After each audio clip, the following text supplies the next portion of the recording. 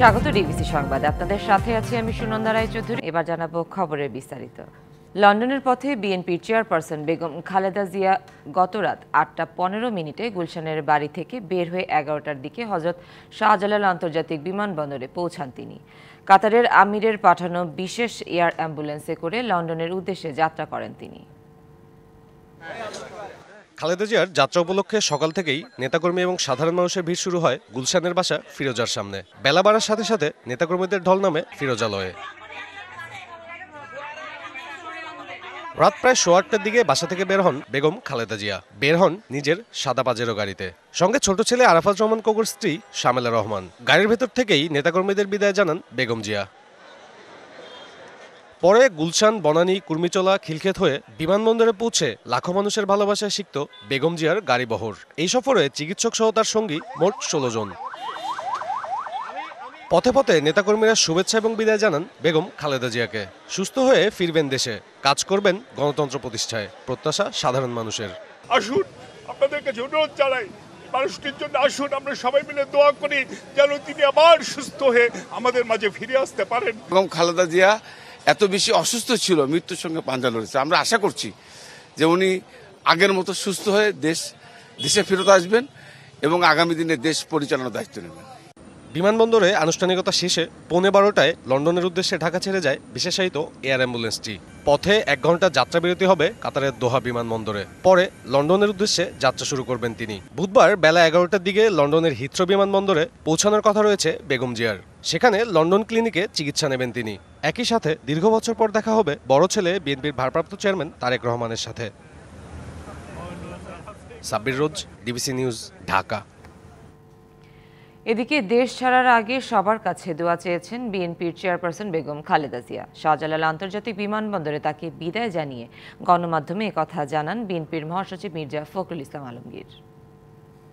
আমরা আশা করছি যে সুচিকিৎসা করে দেশনেত্রী বেগম খালেদা জিয়া আবার দেশের মানুষের কাছে ফিরে আসবেন। যাওয়ার সময়ে তিনি আবারও বলেছেন যে আপনি সকলকে বলবেন গণমাধ্যমের মাধ্যমে দেশবাসীকে যে তারা যেন আমার জন্য দোয়া করেন। লন্ডনে পৌঁছে ছেলে তারেক রহমান ও পুত্রবধূ জোবাইদা রহমানের সঙ্গে সরাসরি হাসপাতালে যাবেন বিএনপির চেয়ারপারসন বেগম খালেদা জিয়া। ডিবিসি নিউজের সঙ্গে যুক্ত হয়ে এমনটাই জানিয়েছেন বেগম খালেদা জিয়ার উপদেষ্টা ও যুক্তরাজ্য বিএনপির সভাপতি এম এ মালেক। শারীরিকভাবে কিছুটা বেটার, তাহলে ডক্টর জুবাইদা রহমান এবং তারেক রহমানের সাথেই যাবেন হসপিটালে। আর যদি দেখা যায় যে কিছুটা দুর্বল, তাহলে অ্যাম্বুলেন্স দিয়ে সরাসরি হসপিটালে, বাট সরাসরি হসপিটালে যাওয়ার সেই প্রস্তুতি এখানে রয়েছে।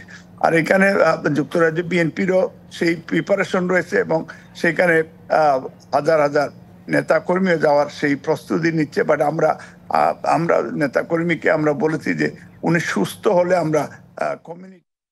বেগম খালেদা জিয়ার চিকিৎসা সফরকে ঘিরে মঙ্গলবার রাজধানীতে ছিল অন্যরকম রাজনৈতিক উষ্ণতা। গুলশানের বাসভবন ফিরোজা থেকে বিমানবন্দরের পথে পথে বিএনপি ও এর অঙ্গ সহযোগী সংগঠনের নেতাকর্মীদের মধ্যে কাজ করছিল অন্যরকম উদ্দীপনা।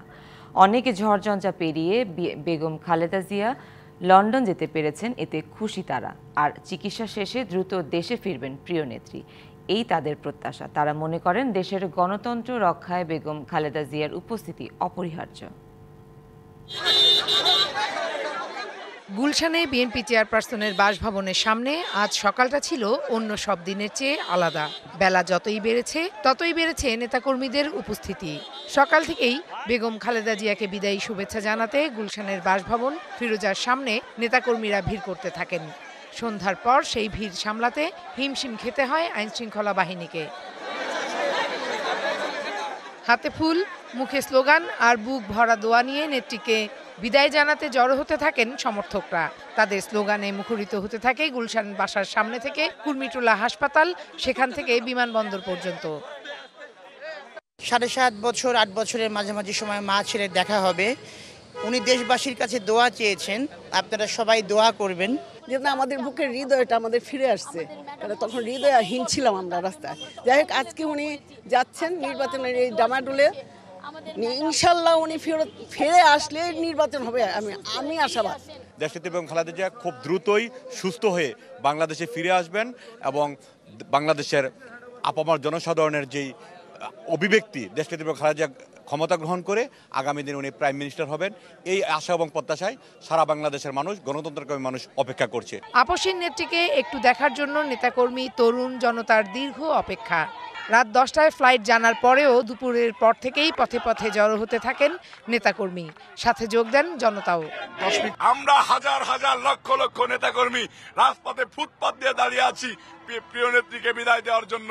প্রিয় নেত্রী ট্রিটমেন্ট করে আমাদের মাঝে ফিরে আসবে, সুস্থ হয়ে আবার বাংলাদেশের নেতৃত্ব দেবে ইনশাল্লাহ। আমরা আশা করব দেশের মানুষের ভালোবাসা এবং দেশের গণতন্ত্রকে মানুষের দোরগোড়ায় পৌঁছে দেওয়ার জন্য উনি চিকিৎসা করে সুস্থ হয়ে দেশের মাটিতে আবার ফিরবেন।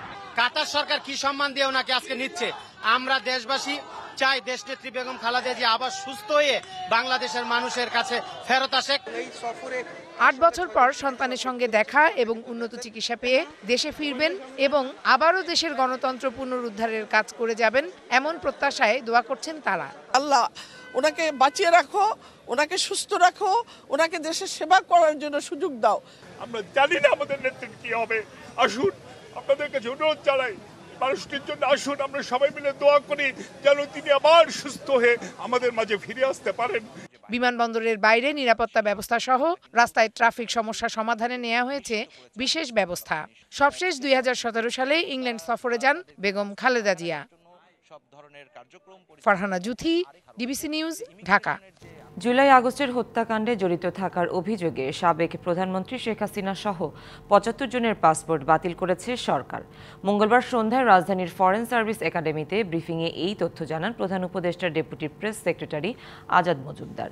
এছাড়া গুম হত্যার সঙ্গে জড়িত থাকায় আরও 22 জনের পাসপোর্ট বাতিল করা হয়েছে বলেও জানান তিনি। পাসপোর্ট অধিদপ্তর থেকে 75 জনের পাসপোর্ট বাতিলের কথা জানানো হয়েছে বলে জানান আজাদ মজুমদার। তবে কাদের পাসপোর্ট বাতিল করা হয়েছে সেই বিষয়ে বিস্তারিত তথ্য নেই বলে জানান তিনি। দুর্বল ব্যাংকগুলোর বিষয়ে সিদ্ধান্ত নিতে কেন্দ্রীয় ব্যাংক অনেক দেরি করে ফেলেছে বলে মনে করেন বিশ্লেষকরা। তাদের মতে টাকা ছাপিয়ে সমস্যাগ্রস্ত ব্যাংক বাঁচিয়ে রাখার চেষ্টা আত্মঘাতী সিদ্ধান্ত। এর চেয়ে যত দ্রুত সম্ভব ব্যাংকগুলোকে একীভূত করার তাগিদ তাদের। এদিকে কেন্দ্রীয় ব্যাংক বলছে ব্যাংকগুলোর প্রকৃত অবস্থা জানতে নিরীক্ষা শুরু হয়েছে। প্রতিবেদন পাওয়ার পরই নেওয়া যাবে চূড়ান্ত সিদ্ধান্ত। বিগত সরকারের সময় নিয়ম নীতির তোয়াক্কা না করে রীতিমতো লুট করা হয়েছে প্রায় 1 ডজন ব্যাংক। এসব ব্যাংকের মধ্যে আধা ডজন এখন চলছে রীতিমতো খুঁড়িয়ে খুঁড়িয়ে, যার দায় চোকাচ্ছেন আমানতকারীরা। এসব ব্যাংকে এখন ধর্ণা দিয়েও তোলা যাচ্ছে না কষ্টের সঞ্চয়। এ অবস্থায় 22,000 কোটি টাকা ছাপিয়ে সরবরাহের উদ্যোগ নেয় কেন্দ্রীয় ব্যাংক। তবে তাতেও পরিস্থিতির খুব একটা উন্নতি হয়নি। বিশ্লেষকরা বলছেন সরকার দায়িত্ব নেয়ার 5 মাস পেরিয়ে গেলেও দুর্বল ব্যাংকগুলো নিয়ে কেন্দ্রীয় ব্যাংক বা সরকারের শক্তিশালী পদক্ষেপ না নেওয়া দুঃখজনক। কি করবে, কোন ব্যাংক মার্জার অ্যাকুইজিশনে যাবে আর কোন ব্যাংক নিজের পায়ে দাঁড়াতে পারবে কিছু সাপোর্ট পেলে, সেই পরিকল্পনাটা আমরা এখনো দেখছি না। সেই রোডম্যাপটা বা অ্যাসেসমেন্টটা সেটা বোধহয় খুব, এই 5 মাস হয়ে গেছে, আমার মনে হয় 6 মাসের মধ্যে তো এটা দাঁড়িয়ে যাওয়ারই কথা বা করতে পারা উচিত। আর না হলে কিন্তু ফুটাগ্রস্ত চৌবাচ্চাতেই টাকা বা পানি ঢালা হবে। সেই জন্য সেই জায়গাটা আমাদেরকে একটু খেয়াল রাখতে হবে। ব্যাংকগুলোকে ঢালাওভাবে টাকা না দিয়ে যত দ্রুত সম্ভব একীভূত করার উদ্যোগ নেয়ার পরামর্শ বিশ্লেষকদের। এইটা আমরা দেখেছি থাইল্যান্ডে হয়েছে, অনেকগুলি ফাইন্যান্সিয়াল ইনস্টিটিউশনকে একসাথে করে একটা করা হয়েছিল, মালয়েশিয়াতে হয়েছে। সেই এক্সাম্পল ধরেই আমরা অ্যাডভান্স হতে পারি। এখন কথাটা হলো যে আপনি একটা ইন্ডিপেন্ডেন্ট অ্যাসেট ম্যানেজমেন্ট কোম্পানি করবেন কিনা, আপনি অন্য যেগুলি ভালো ইনস্টিটিউশন আছে তাদের মাধ্যমে এদেরকে মার্জার করবেন কিনা। এদিকে বাংলাদেশ ব্যাংক বলছে এরই মধ্যে 6টি সমস্যাগ্রস্ত ব্যাংকে নিরীক্ষা শুরু হয়েছে। প্রতিবেদনের পরই জানা যাবে এসব ব্যাংকের ভাগ্যে কি ঘটবে। যে আমরা এখন অডিট করছি, অডিটের ফলাফলের উপর ডিপেন্ড করে বোঝা যাবে যে ব্যাংকগুলোর আসলে কিভাবে তাদেরকে এই প্রবলেমটা রিজলভ করা যাবে। আগে যেমন মার্জারের কথা ঘোষণা করা হয়েছিল, এই মুহূর্তে ঘোষণা করবার মতো কোনো অবস্থা নেই।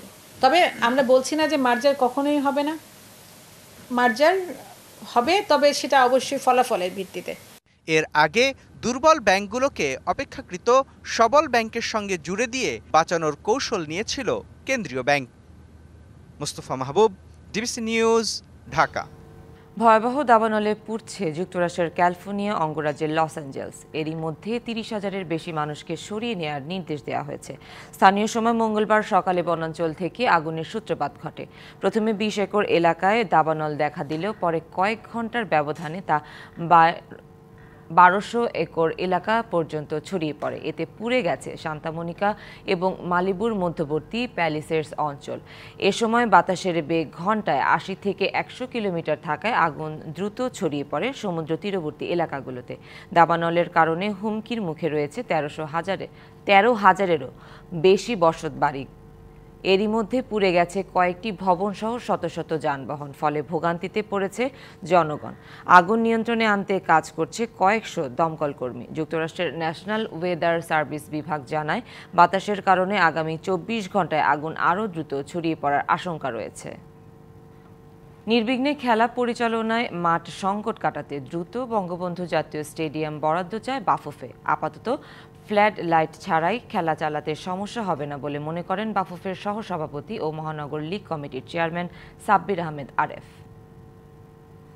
গ্যালারি যেটুক কাজ বাকি রয়েছে, ওইটুক কাজ বাকি থাকলে আমাদের কিছু আসে যায় না, কারণ আমাদের তো প্যাকটা হওয়ার মতো দর্শক আমাদের হাতে নাই। কাজে যা যেটুক জায়গা কমপ্লিট হয়েছে সেইটুক জায়গায় দর্শক হয় না। ফ্ল্যাট লাইটের যে প্রবলেম বলা হচ্ছে, সেই ফ্ল্যাট লাইটও তো আমাদের দরকার নেই। আমরা তো দিনের বেলা খেলবো। কথাবার্তা বলে যত তাড়াতাড়ি সম্ভব বঙ্গবন্ধু স্টেডিয়ামটাকে আমরা হাতে নিয়ে দেবো। সংবাদ এই ছিল এখনকার মতো। ডিবিসি নিউজের সংবাদগুলো পড়তে ভিজিট করুন dbcnews.tv আর ভিজিট করুন ডিবিসি নিউজের ফেসবুক পেজ এবং ইউটিউব চ্যানেল। সাথেই থাকুন।